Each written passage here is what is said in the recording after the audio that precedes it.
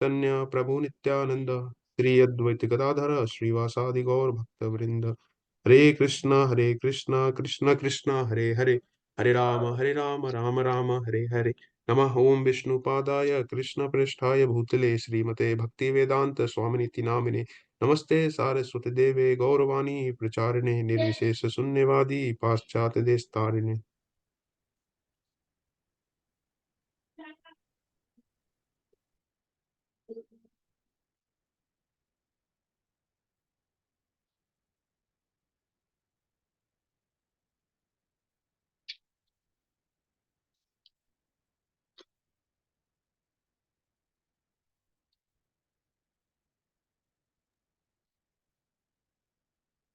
हरे कृष्णा। प्रभु जी है मतलब कि वन वन पेज करके करना है या पूरा पढ़ना है पढ़ पढ़ के?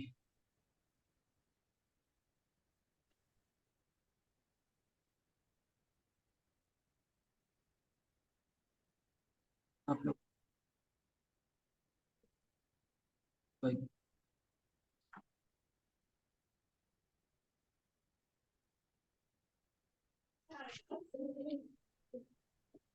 हरे कृष्णा। तो हरे हम कृष्ण प्रभु जी। हरे कृष्णा प्रभु, मेरी आवाज आ रही है? यस यस प्रभु जी आ रही है। आवाज आ रही है। मैं बोल रहा हूँ कि इसको समराइज कीजिए। ठीक है प्रभु जी। तो मैंने एक्चुअली फर्स्ट और सेकंड पेज ही समराइज किए हैं, बाकी रीडिंग पूरा कर रखा है। तो जितना मेरी समझावट है उतना मैं बताता हूँ, बाकी भी कुछ बताएंगे। हरे कृष्णा। तो श्री भट्टाचार्य भक्त बने अध्याय 26। तो इसमें स्टार्टिंग में यही बता रहे हैं पहले पेज में मोटा मोटा कि यहाँ पे जो भट्टाचार्य हैं जो मायावादी हैं, तो महाप्रभु यहाँ पे मायावाद के दोष को बताते हैं कि मायावाद में क्या क्या दोष हैं। तो जैसे कि बताते हैं कि जो निर्विशेषवादी कहते हैं कि जो परलोक है वह चेतना रहित है, वहाँ पे चेतना नहीं है, चेतना रहित है। और शून्यवादी कहते हैं कि सब अंत में मतलब सब कुछ अंत में जो है वो सब अचेतन है। और निर्गुणवादी कहते हैं कि परलोक में ज्ञान जो है वो क्रिया रहित है, ऐसा बताते हैं। तो इन्हें भक्ति की क्रियाएं का मतलब कोई जानकारी नहीं है। तो ये मायावादी जो बता रहे हैं जो ज्ञान है, तो उनको भक्ति की क्रियाएं जो भी है वो जानकारी।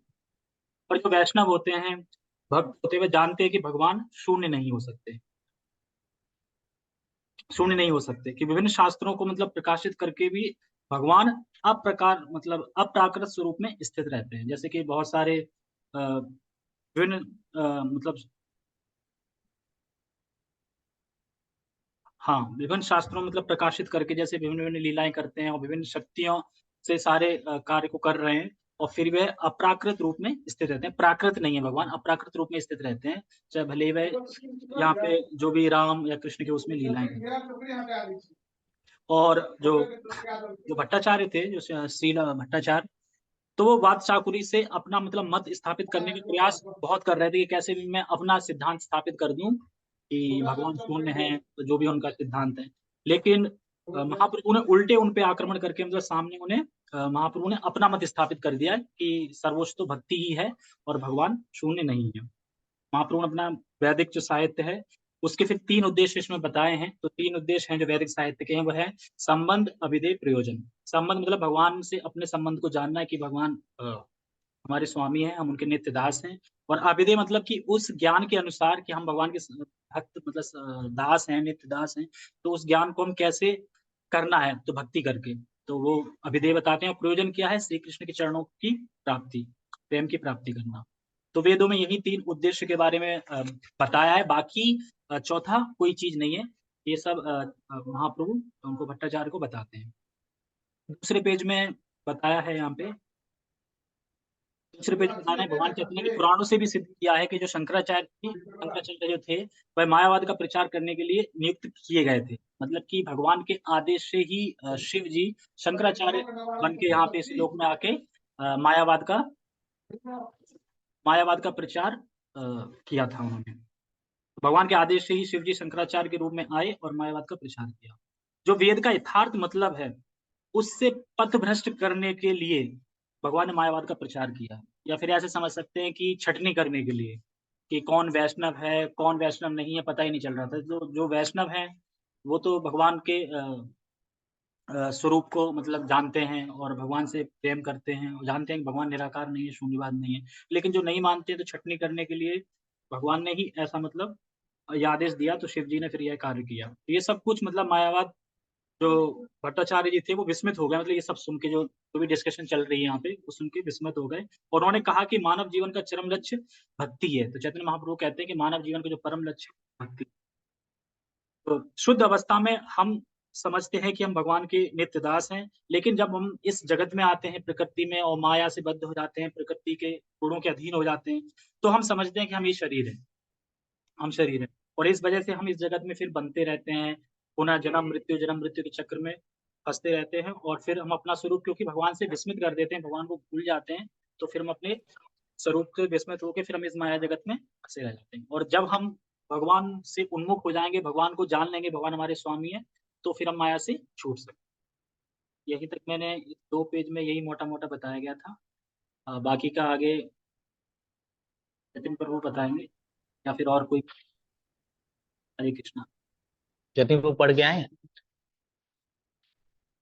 प्रभु जी, बोलिए। प्रभु जी इसमें सारा इसके बाद बताना है या फिर 2 पेज करके ही बताना है? 2 पेज बताइए। अच्छा, ठीक है प्रभु जी। तो इसके बाद जब उन्होंने मतलब अपना चैतन्य महाप्रभु ने जब बात उनको बताया सब कुछ, तो उसके बाद अ अ, जो सर्वम भट्टाचार्य थे वो उन्होंने मतलब महाप्रभु को बोला कि आप मुझे आत्माराम श्लोक की व्याख्या बताएँ। तो उसपे मतलब भगवान मतलब चैतन्य महाप्रभु हँसते हुए बताएँ कि नहीं, पहले आप अपने अपने अनुसार बताइए कि इसकी क्या व्याख्या, मतलब आपको जितना समझ है। तो उन्होंने फिर अपने मतलब सर्वम भट्टाचार्य ने अपना व्याख्या बताया, मतलब 9 तरह से व्याख्याएँ की। अपने मतलब जो उनको आता था जिस तर्क और व्याकरण के आधार पे। लेकिन फिर उन्होंने दोबारा बोला चैतन्य महाप्रभु को, तो चैतन्य महाप्रभु ने उसको उसी श्लोक को, आत्माराम वाले श्लोक को, जैसे उन्होंने सनातन गोस्वामी को समझाया था, उसको 18 तरीके से उस श्लोक को समझा के उनको बताया और निष्कर्ष यह दिया कि कि भगवान श्री कृष्ण मतलब जो है शक्ति संपन्न है और उनके अप्राकृत गुणों की गणना नहीं की जा सकती है। और जितने भी सारे हैं वो यही निष्कर्ष देते हैं, मतलब जितने भी मतलब श्लोक है और सारे की भगवान के मतलब हमें जो है चरण कमल के ही आश्रय लेना है। तो मतलब जब इस प्रकार से उन्होंने व्याख्या की मतलब आत्माराम श्लोक के, तो फिर वो थे सर्वम भट्टाचार्य, वो अपने आप को फिर थिकारने लगे कि मतलब वो ये कहने लगे कि मैंने आपको साधारण मतलब साधारण समझ के आपको बहुत आपका निंदा किया और आपको क्या-क्या नहीं मैंने बोला। तो फिर वो उनके चरण पे पड़ गए, फिर उनसे मतलब क्षमा माँगा, बोला कि बहुत अपराध हो गया।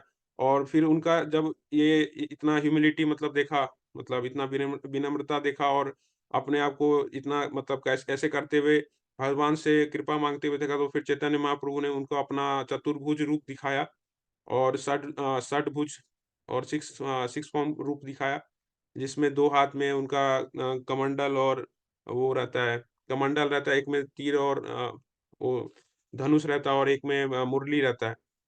और इसके बाद जब उसके बाद उनको मतलब अपना कृपा दिया भगवान ने सर्वम भट्टाचार्य को। और फिर वो उसके बाद से जो है भगवान के ही मतलब भक्त बन गए और उसके बाद उनको भगवान के हमेशा मतलब उन्होंने प्रार्थना की और अलग-अलग उन्होंने स्तुति लिखी चैतन्य महाप्रभु को 100 श्लोकों में। और इसके इसके बाद वो भगवान का मतलब अ, अलग-अलग मतलब श्लोक का जब व्याख्या की, उसके बाद उस श्लोक को उन्होंने मतलब भगवान को अर्पित किया, तो भगवान भगवान जो है मतलब चैतन्य महाप्रभु वो बहुत प्रसन्न हुए। और फिर उनको इसी तरह से इस श्लोक में बताया। इसके बाद लास्ट में ये बता रहे हैं कि उनके जो बहनोई थे गोपीनाथ आचार्य, वो उनको बहुत मतलब इच्छा थी कि जो सर्वम भट्टाचार्य हैं वो मतलब भक्ति के मार्ग में आएँ और भक्त बने।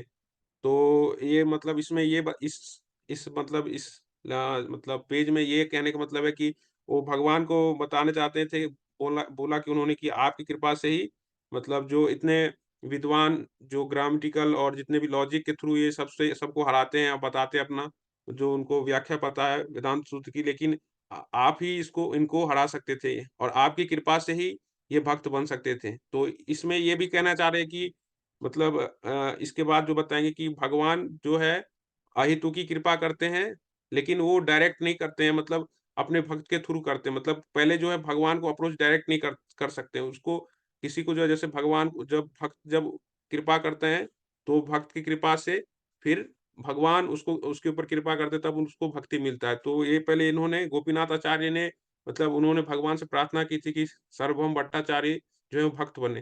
तो इसके मतलब अनुरूप ही चैतन्य महाप्रभु ने फिर उनको अपने अहेतु की कृपा दिया जिसके थ्रू वो भक्त बने। तो इस 2 पेज में प्रभु जी ये बता रहे हैं। आज को बताइए।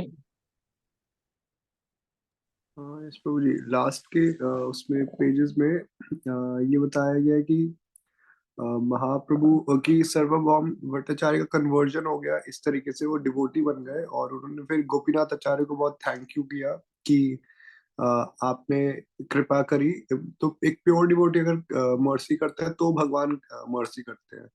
तो वो वाला एस्पेक्ट सर्वभौम भट्टाचार्य ने बहुत अप्रिशिएट किया और बहुत थैंक यू किया उनका, गोपीनाथ आचार्य का। उसके बाद अ, महाप्रभु एक दिन मॉर्निंग में जगन्नाथ टेम्पल गए मंगल आरती के लिए। नेक्स्ट डे उसके जब उनका कॉन्वर्सेशन हुआ भट्टाचार्य जी के साथ, फिर नेक्स्ट डे जब वो मॉर्निंग में गए तो वहाँ पे उनको हार दिया गया और प्रसादम दिया गया पुजारियों द्वारा। और उसके बाद वो प्रसादम लेके सर्वभौम भट्टाचार्य के घर सुबह सुबह पहुंच गए। तो वहाँ भट्टाचार्य ने उन्होंने जब दरवाजा खोला तो वो बोल रहे थे कृष्णा कृष्णा। तो महाप्रभु वो सुन के बहुत खुश हुए और उसके बाद महाप्रभु ने उनको क्या कहते हैं प्रसाद दिया और उन्होंने प्रसाद ऐसे ही ले लिया बिना नहाए खाए धोए कुछ भी। तो फिर ये प्रसादम की महिमा बताई जा रही है उसके बाद कि प्रसादम आप किसी भी हालत में ले सकते हो, कोई भी ले सकता है, इसके लिए कोई क्वालिफिकेशन नहीं चाहिए।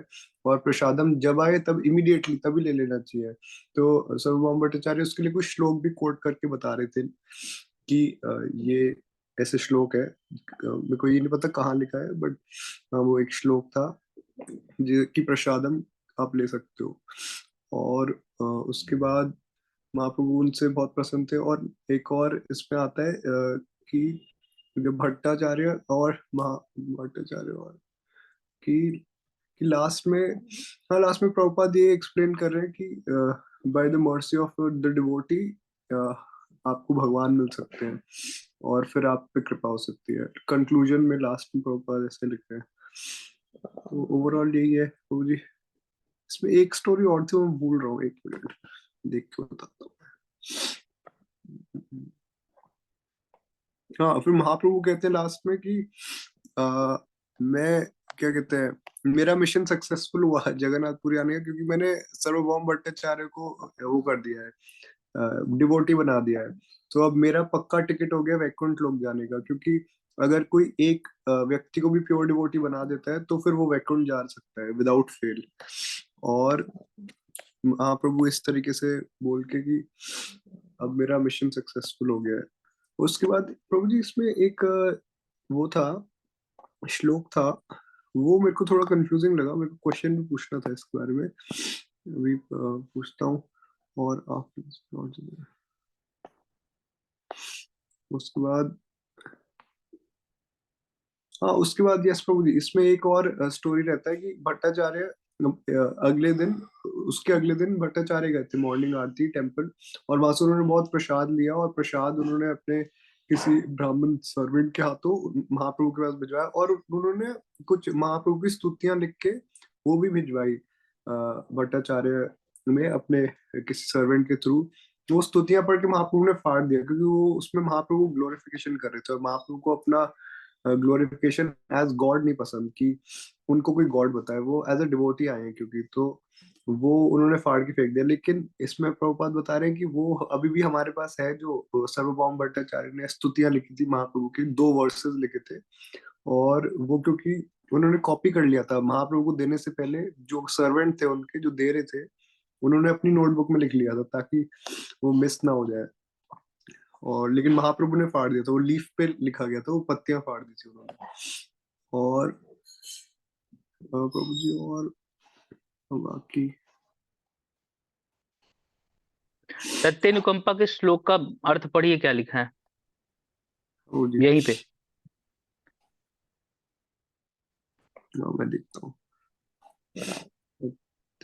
हाँ, पूर्व आप कर्मों के फलस्वरूप मिल रहे कलेश भोगते हुए भी जो मन शरीर एवं वाणी से भगवान श्री कृष्ण की सेवा में तत्पर रहता है, उसकी मृत्यु निश्चित है, उसकी मुक्ति निश्चित है।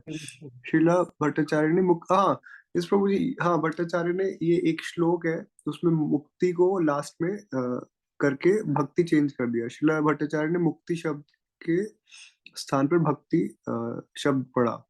तो महाप्रभु उनसे क्वेश्चन करने लगे, ऐसा क्यों किया तुमने? फिर महाप्रभु ने उसकी दो व्याख्या की कि भक्ति मुक्ति के दो अर्थ हैं, और उस तरीके से भट्टाचार्य को लगा कि अच्छा। फिर भट्टाचार्य ने कहा हाँ, दो विपिन है, को इसको लेकिन ऊपर कीजिए। वो एम्बिगुअस है, लेकिन मुझे भक्ति ज्यादा अच्छा लगता है। तो महाप्रभु ने हंस के उनका आलिंगन किया और उन्होंने कहा भक्ति है, ठीक है। तो भट्टाचार्य मुक्ति वर्ड से ही नफरत करने लगे, क्योंकि अब वो भक्त बन गए। और भट्टाचार्य इसमें ये भी समझाते हैं कि 5 तरीके की मुक्ति होती है, उसमें से डिवोटी को, नहीं सॉरी, प्रभुपाद ये समझाते हैं कि 5 तरीके की मुक्ति होती है, लेकिन डिवोटी को कोई मुक्ति नहीं चाहिए होती। डिवोटी को सिर्फ भगवान की सेवा चाहिए होती है, वो डिवोटी का लक्षण है। तो प्रभुपाद ये एक्सप्लेन भी कर रहे हैं। प्रभु जी, आई थिंक प्रभु जी हमने कर लिया कवर, सारा हो गया ना? और ऊपर कीजिए विपिन को। पर नीचे प्रभु। और ऊपर। हाँ, ये 5 मुक्ति हुए ना। सालोक्य, सामिप्य, सारूप्य।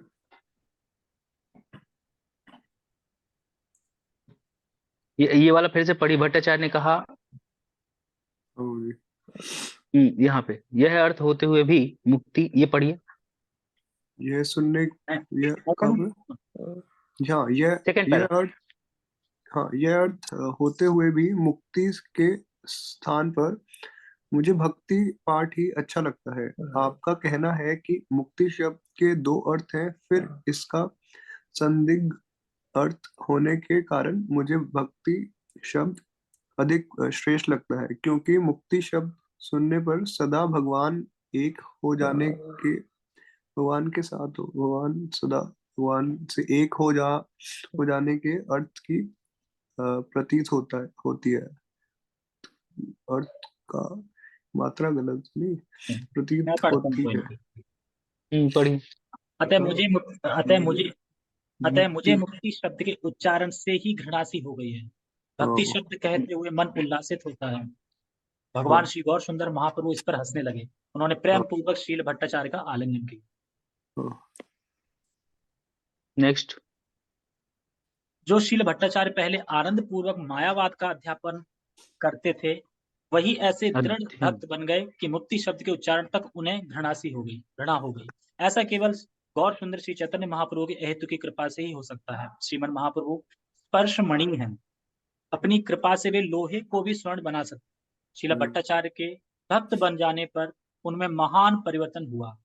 देखकर सबने यही निर्णय किया कि उनमें यह परिवर्तन एकमात्र भगवान श्री चैतन्य महाप्रभु की अचिंत कृपा शक्ति से ही हुआ। इस प्रकार वे समझ गए कि श्री गौर सुंदर महाप्रभु साक्षात ब्रजेंद्र नंदन भगवान श्री कृष्ण हैं।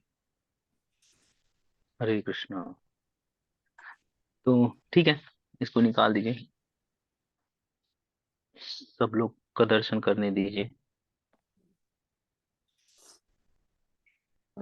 ठीक है, तो ये चैप्टर है सार्वभौम भट्टाचार्य के बारे में थोड़ा सा डिस्कशन है। सार्वभौम भट्टाचार्य जो हैं वो एक मायावादी थे, और मायावाद एक्चुअली जब चैतन्य महाप्रभु पहली बार उसको कहाँ मिले, कोई बताएगा?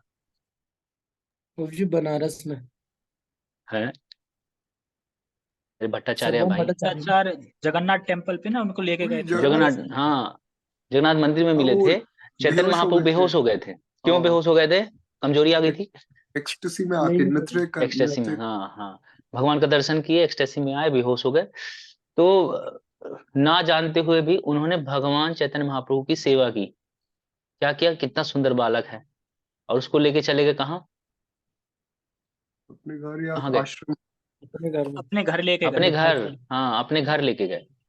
जब अपने घर लेके गए तो देख रेख की, और वो ये सोच रहे थे मन में कि इतना सुंदर बालक है ये, और इतनी कम उम्र में सन्यास ले लिया।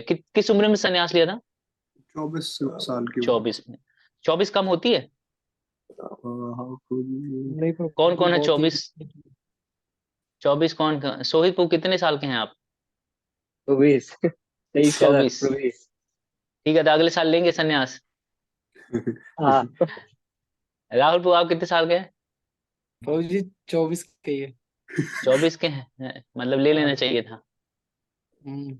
लेट हो गया ठीक प्रभु है, जी। तो 24 साल एक्चुअली बहुत कम उम्र है। तो ये भी, ये सार्वभौम भट्टाचार्य को ये लगा कि यार ये बहुत छोटा बालक, बहुत खूबसूरत यंग है, और बहुत जल्दी सन्यास ले लिया है।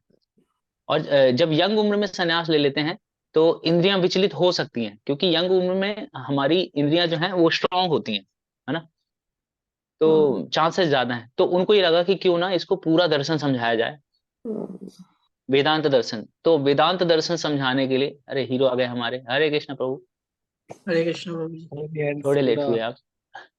खैर प्रभु जी वो ठीक है, रास्ते तो में था। हाँ ठीक है।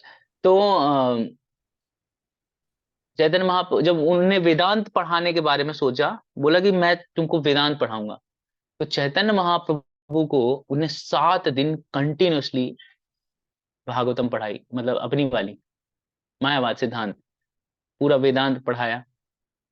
तो चैतन्य महाप्रभु ने कुछ नहीं बोला।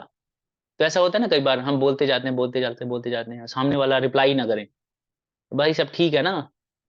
तो उनने भी पूछा कि यार तुम कुछ बोल ही नहीं रहे हो। फिर महाप्रभु को माइक दिया।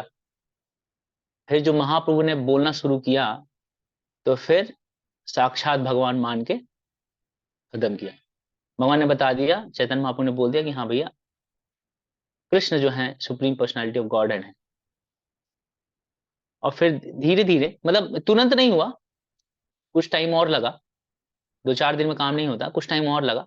धीरे धीरे गोपीनाथ आचार्य जो है वो इनके बहनोई है ना, तो वो भक्त हैं, वो चैतन्य महाप्रभु को बहुत पहले से जानते हैं, और ये भी जानते हैं कि वो भगवान है। तो गोपीनाथ की भी कृपा थी, इसी के कारण चैतन्य महाप्रभु की उन पर कृपा हुई। तो मोटा मोटा हमें ये समझना चाहिए कि अगर कोई भक्त नहीं है, अगर जैसे हम भक्त नहीं हैं, तो हमें किसी भक्त की जरूरत है, क्योंकि सबसे पहले भगवान कृपा करते हैं तो हम भक्त से कनेक्ट हो पाते हैं, फिर जब भक्त कृपा करते हैं तो हम भगवान से कनेक्ट होते हैं। तो इसीलिए भगवान ने हम सब पे कृपा की हुई है। चैतन्य महाप्रभु जब आए तो वो सबको बांट रहे थे, सबको मतलब सबको। जब बताते हैं कि साउथ इंडिया की यात्रा कर रहे थे महाप्रभु, जिसको भी देखते थे वो भक्त बन जाता था। जिसको भी देखा है महाप्रभु ने, जो उनके संकीर्तन में भाग ले लिया है, कोई भी व्यक्ति, मतलब नए से नया व्यक्ति, राक्षस प्रवृत्ति का व्यक्ति भी चैतन्य महाप्रभु को देख के भक्त बन गया है। जब साउथ इंडिया की यात्रा कर रहे थे तो महाप्रभु जो है इतना कृष्ण प्रेम बांट रहे थे, इतना ओपन कर रखा था, जैसे है ना 10वीं 12वीं पास, क्या है वो 10वीं 12वीं फेल जो है वो डायरेक्ट पास कर सकते हैं, डायरेक्ट कॉलेज में जा सकते हैं। वैसे ही चैतन्य महाप्रभु ने जिसको भी देखा साउथ इंडिया में सबको भक्त बना दिया, और सब भक्त बन रहे थे।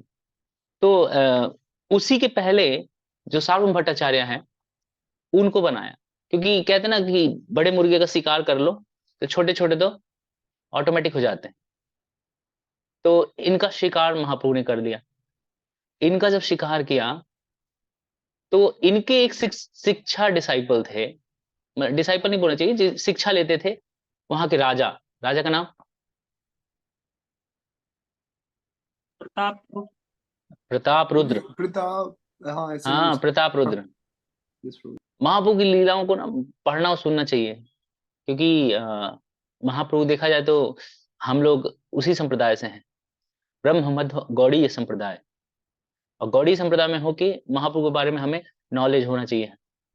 धीरे धीरे होगा, पढ़ते रहेंगे तो, जैसे अभी तक हमने पढ़ा है। तो महाराज प्रताप रुद्र, इनके कारण वो भी भक्त बन गए।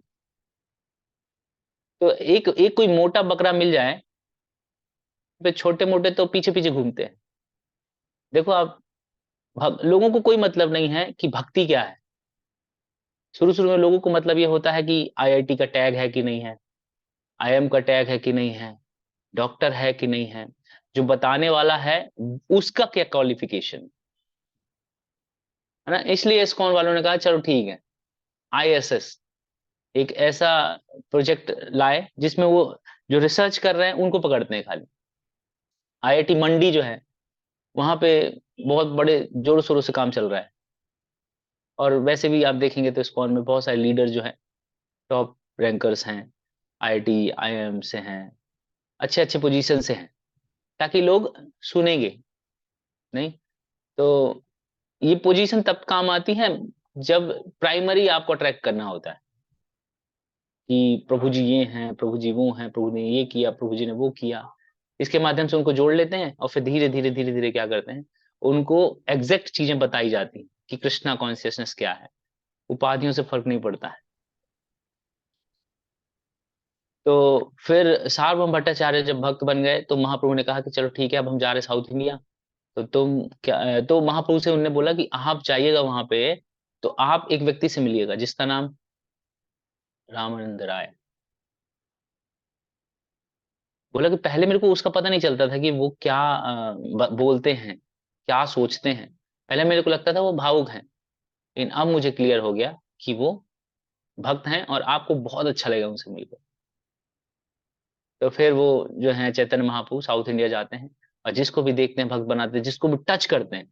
मैं अभी वही पढ़ रहा हूँ, जब चैतन्य महाप्रभु जो है वो जगन्नाथ जी का रथ निकलता है ना, रथ यात्रा होती है, तो रथ यात्रा में वो गलती से जिसको टच कर रहे हैं ना, वही भक्त बन जा रहा है। हालांकि बहुत सारे सर्कल से घिरे हुए हैं चैतन्य महाप्रभु।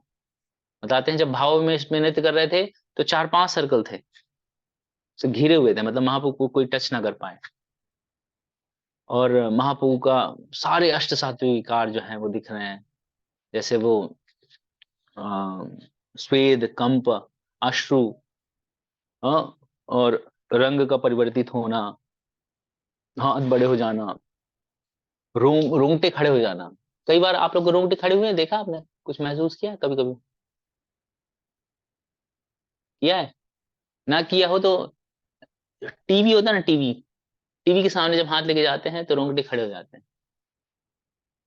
चैतन्य महाप्रभु के रोंगटे ऐसे खड़े होते थे कि कांटों जैसे, कांटों जैसे रोंगटे खड़े होते थे और उनकी स्किन खिंच जाती थी।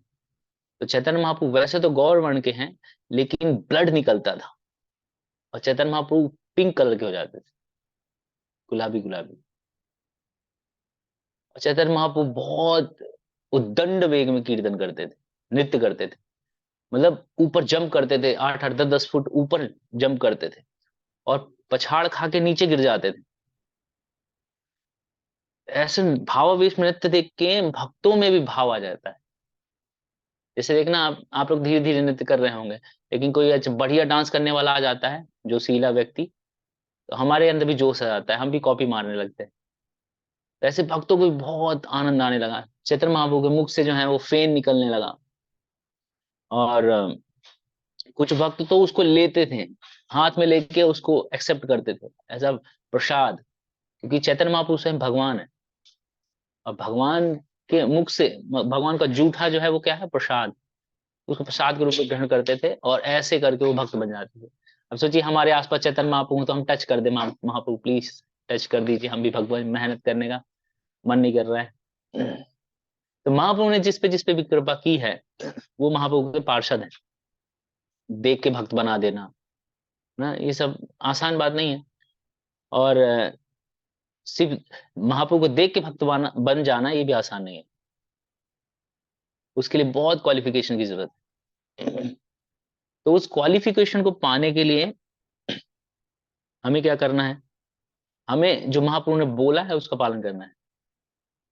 और महाप्रभु ने बोला है सर्वत्र होए, क्या बोला है, कौन बताएगा? नगर आदि ग्राम सर्वत्र सर्वत्र प्रचार होई मोर नाम। तो चैतन्य महाप्रभु के मिशन में हमें सहयोग करना है और हर जगह चैतन्य महाप्रभु को प्रचार करना, चैतन्य महाप्रभु के बारे में बताना है। हम नहीं भी बताएंगे तो भी प्रचार होगा, ऐसा नहीं है कि प्रचार नहीं होगा। प्रचार तो होके रहेगा, क्योंकि वो महाप्रभु ने बोला है, प्रेडिक्शन है, वो तो होना ही है। हम लोग भी सहयोग करेंगे तो हमारा भी फायदा हो जाएगा, हमारा भी उद्धार हो जाएगा। ठीक है, तो सार्वभौम भट्टाचार्य जो है आगे चल के बहुत बड़े भक्त बन जाते हैं, और अभी धीरे धीरे और लीलाएं अगर मिलेंगी उसमें सुनने, तो हम देखेंगे कि किस प्रकार से जो सार्वभौम भट्टाचार्य हैं वो और लोगों को भी भक्त बनाते हैं। और सार्वभौम भट्टाचार्य जो है वो बहुत इंटेलिजेंट पर्सन है, बहुत नॉलेजेबल है, तो वहां पे सब लोग सम्मान करते थे। अब जब वो कोई सम्मानित व्यक्ति यदि किसी के चरण छुए या किसी को दंडवत करे या किसी की वैल्यू करे, तो उसकी वैल्यू और बढ़ जाती। तो इस तरह से उनकी वैल्यू बढ़ गई। प्रताप रुद्र जो स्वयं महाराज थे वहां, वो महाप्रभु को भगवान समझ गए, तो चैतन्य महाप्रभु की ख्याति जो है वो कंप्लीटली मतलब बहुत बढ़ गई। सब लोग उनको भगवान, यहाँ तक कि महाप्रभु के नृत्य देख के जो नए नए लोग आते थे वो भी महाप्रभु को भगवान समझने लगते थे, और वो भी भाव में आ जाते थे महाप्रभु को देख के। तो मतलब ये है कि अपने स्किल का यूज जो है, जो भी स्किल है हमारी, हमें अपने स्किल का यूज भगवान की सेवा में करना चाहिए। कई बार ऐसा लगता है कि ठीक है ना, दूसरा कोई कर रहा है, हमें क्या जरूरत है, हमें दिखाने की जरूरत नहीं है। हाँ, तो हमें दिखाना नहीं है, लेकिन जहां आवश्यकता हो तो अपने स्किल का पूरा यूज करना है, ताकि सामने वाला जो है वो भक्त बन सके, क्योंकि वो बहुत ज्यादा जरूरी है दूसरों को भक्त बनाना। आज मैं सुन रहा था प्रभुपाद को, तो प्रभुपाद कह रहे थे कि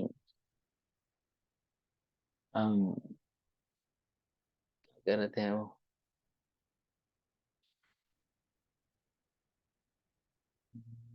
हम्म वो ये कह रहे थे कि मतलब ये जो जगह है ये इंटेलिजेंट पर्सन के रहने योग्य नहीं है। तो finish your Krishna consciousness in same lifetime and go back home, back to God. मतलब ये जो है, ये अब ये बुद्धिमान व्यक्तियों के लिए ये जो जगह है ये रहने योग्य नहीं बचा है। तो जल्दी से जल्दी अपनी कृष्णा कॉन्शियसनेस एक्टिविटी को फिनिश कीजिए और भगवत धाम चले जाइए, क्योंकि जितना रुकेंगे उतना खतरा है। तो अगर कोई ये सोच रहा है कि ठीक है इस जन्म में थोड़ा शुद्ध हो जाएं, अगले जन्म में आएंगे तो थोड़ा अच्छे से भक्ति करेंगे, फिर उसके और अगले जन्म में थोड़ा और अच्छे से भक्ति करेंगे, तो प्रभुपाद कहते हैं कि ये मत सोचिए कि मैं अगले जन्म में अच्छे से कर पाऊंगा या मैं कुछ साल बाद अच्छे से कर लूंगा। अभी जब पता चल गया है, अभी से स्टार्ट कर दीजिए, और इसी जीवन में जाना है, इसको दृढ़ संकल्पित हो जाइए। इस्कॉन में बहुत सारे भक्त लोग हैं, लेकिन हम सब हैं, लेकिन हम कभी ये नहीं सोचते कि हमें इसी जन्म में भगवत धाम जाना है। हमें लगता है कि ठीक है करते रहिए करते रहिए, इसको किसी की एक्टिविटी से भी नहीं दिखता है। जब हम लोग कुछ एक्टिविटी करते हैं तब भी नहीं दिखता है कि हमें इसी जन्म में जाना है। हमें लगता है हाँ चले जाएंगे, कुछ समय आएगा, चले जाएंगे कर लेंगे। तो अभी परिस्थिति उतनी खराब नहीं हुई है जितनी खराब हो सकती है आगे चल। जैसे देखिए टेक्नोलॉजी के बारे में एक दिन मैं सोच रहा था कि एस्कॉन, हालांकि एस्कॉन को, प्रभुपाद को टेक्नोलॉजी से कोई प्रॉब्लम नहीं है, लेकिन ये टेक्नोलॉजी जब से आई, जैसे फेसबुक फेसबुक आया, जब सबसे पहले पहले फेसबुक आया था, तो हम सोचते थे, पहली बार यूज करते थे, ऑर्कुट आया था। ऑर्कुट पता है आप सबको, किसी को पता है ऑर्कुट? धुंधला हाँ, धुंधला याद है, बहुत पहले। धुंधला धुंधला, हाँ। हम जब इंजीनियरिंग कर रहे थे तब ऑर्कुट आया था।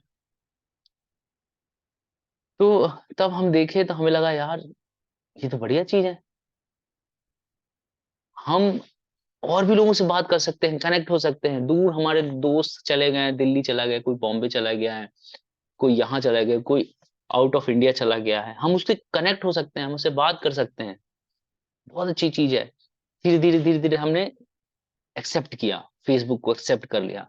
अब जैसे ही एक्सेप्ट किया, तुरंत कॉन्सिक्वेंसेस नहीं पता चलता, लेकिन कुछ सालों के बाद वो कॉन्सिक्वेंसेस पता चलते हैं। अब 10 साल 20 साल के बाद हमें एहसास हो रहा है कि जितने लोग कनेक्टेड थे हमारी किसी से बात नहीं होती। तो ठीक है बात नहीं होती, तो लॉस क्या है? लॉस ये है कि आप जितने लोग हमारे अपने हैं उनसे भी बात नहीं होती, हम किसी से बात नहीं करते। रील घुमाओगे 4 घंटे ऐसे चले जाएंगे, पता नहीं चलेगा।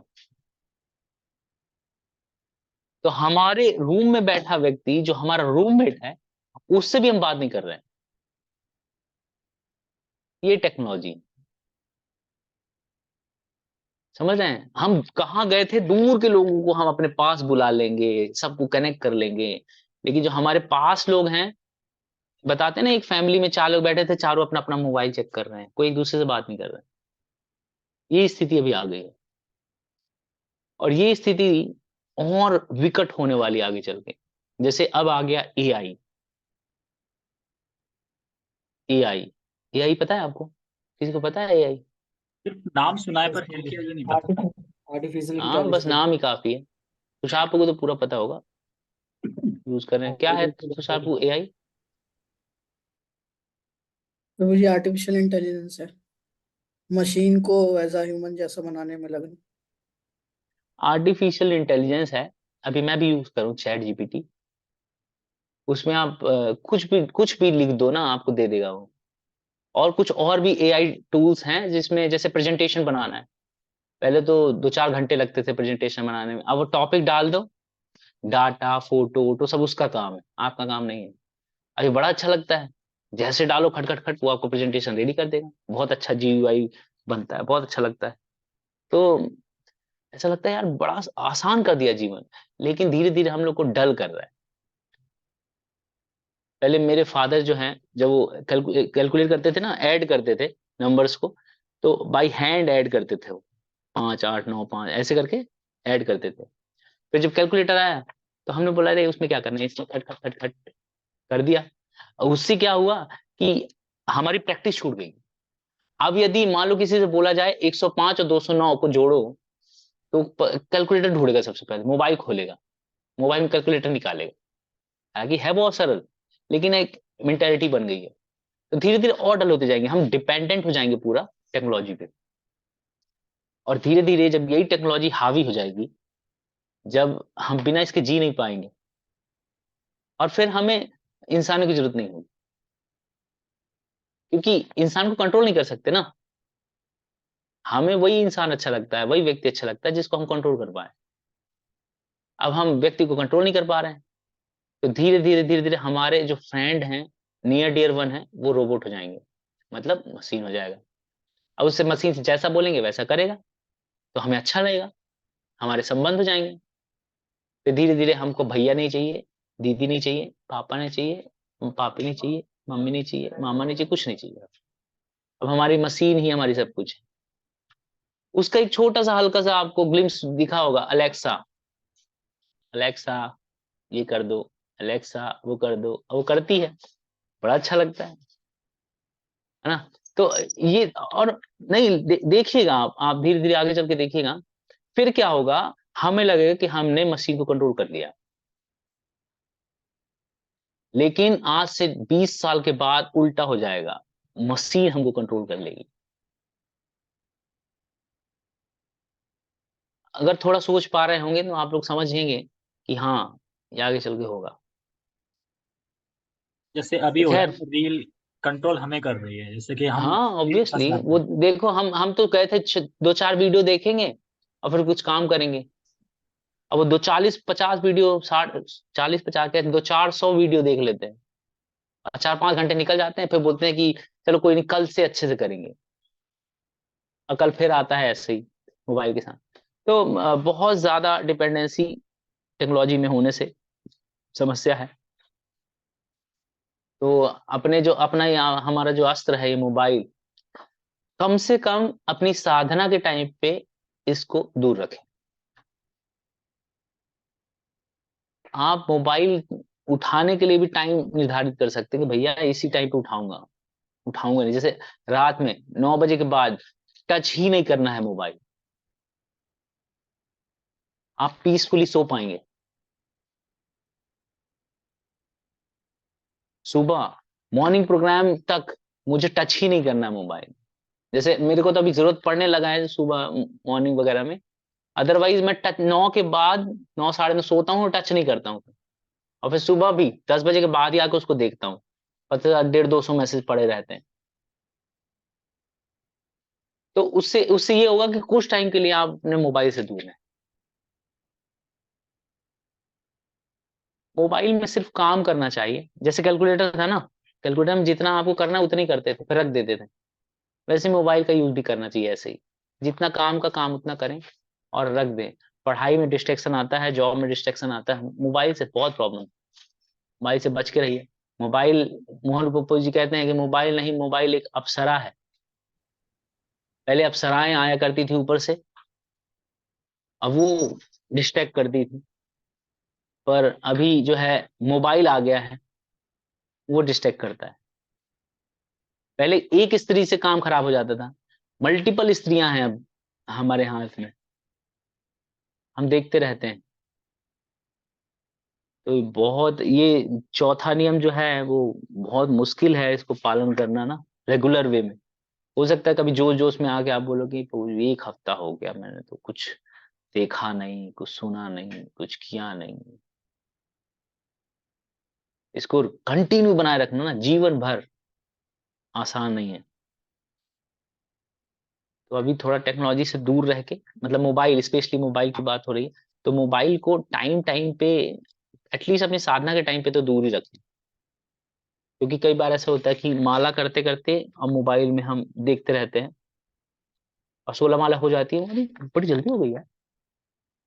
सोचिए कितने एंग्रॉस थे हम मोबाइल में कि पता भी नहीं चला कि कब हमारी 16 माला हो गई।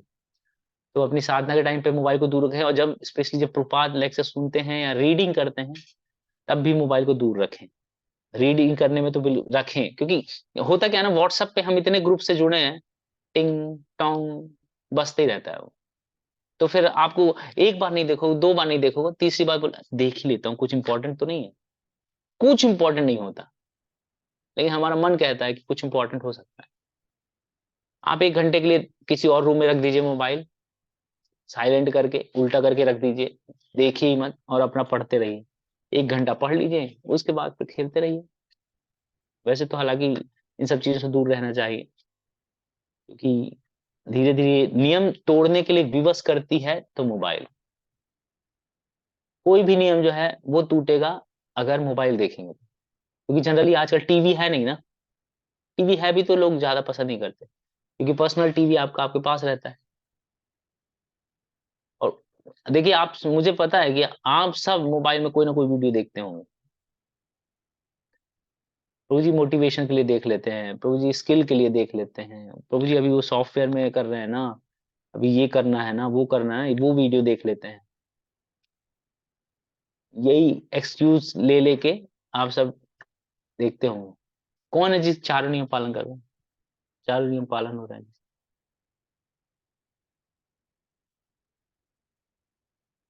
वो सब मोबाइल का कारण है, जिसके पालन नहीं हो रहे ना, मोबाइल के कारण है वो। तो मोबाइल का उपयोग करें, नहीं तो उसको साइड में ही रखें, कीपैड कम फोन से कम यूज। हाँ, देखिए, बहुत बहुत ज्यादा अगर कर सकते हैं तो बहुत अच्छा है। अगर हम बिना, विदाउट टच वाला, वो तो बटन वाला मोबाइल लें, बहुत अच्छा है। लेकिन अगर नहीं कर सकते हैं तो फिर ठीक है, लेकिन एटलीस्ट हमें ये समझना है कि आपको मोबाइल यूज करना है। हो क्या रहा है कि मोबाइल हमें यूज कर रहा है ना, थोड़ा इसके लिए कॉन्शियस रहना है। तो हम जब ज्यादा पढ़ते हैं, रीडिंग करते हैं, प्रपात को सुनते हैं, बहुत कन्विक्शन आता है। कन्विक्शन बनाए रखिए, जीवन बहुत छोटा है और जल्दी निकलना है। Finish the Krishna consciousness in the same life time. आज का ये जो लाइन है, ये बहुत हिट किया मुझे, कि जल्दी निकलना है यहाँ से। बिल्कुल नहीं सोचो कि ये थोड़ा सा ही बना लूं, थोड़ा सा वो बना लूं, क्योंकि हम थोड़ा सा डिजायर करेंगे, माया देवी पूरा बिल्डिंग तैयार कर देगी। Thank you so much, Jagat Guru Srila Prabhupada की जय। अभी हम बुक डिस्ट्रीब्यूशन के लिए थोड़ा सा चर्चा करते हैं, हमारे पास 10 मिनट है। तो बुक डिस्ट्रीब्यूशन में कल कौन कौन भक्त जा रहे हैं? थैंक यू राहुल बू। प्रभु जी एक्चुअली कल ना मीटिंग है तो ऑफिस का, तो ओ मैं अच्छा लेट आऊंगा पर वहां पे। अच्छा ओके, हम्म। ठीक है, आदित्य बू भी जा रहे हैं, ठीक है। अ, हमारे पास ज्यादा टाइम है नहीं, जो संडे जाते हैं उनके लिए सिर्फ 2 ही दिन है, 15 तारीख और कल का, तो जाना चाहिए और प्रयास करना चाहिए, ये सोचे बिना कि कितना हो रहा है, लेकिन प्रार्थना करते रहेंगे तो होगा, जितना भगवान को कराना है भगवान करा लेंगे। और बहुत ओवर कॉन्फिडेंट ना हो, क्योंकि ओवर कॉन्फिडेंट के कारण बहुत सारे लोग गए हैं, बहुत सारे घर जो है वो बसे हैं इस ओवर कॉन्फिडेंस के चक्कर में, ब्रह्मचारियों के ओवर कॉन्फिडेंस के चक्कर में घर बस गए हैं। तो ओवर कॉन्फिडेंस में ना रहें, क्योंकि पता नहीं हमारा कब बच जाए, और जहाँ नहीं चाहते वहां ना बच जाएगा। तो ओवर कॉन्फिडेंट ना आए। भगवान, देखिए ये जो भगवान आवेशित करते हैं तभी भक्त प्रचार कर सकता है, बिना भगवान के तार शक्ति बिना नहीं, कृष्ण शक्ति बिना नहीं तार प्रवर्तन।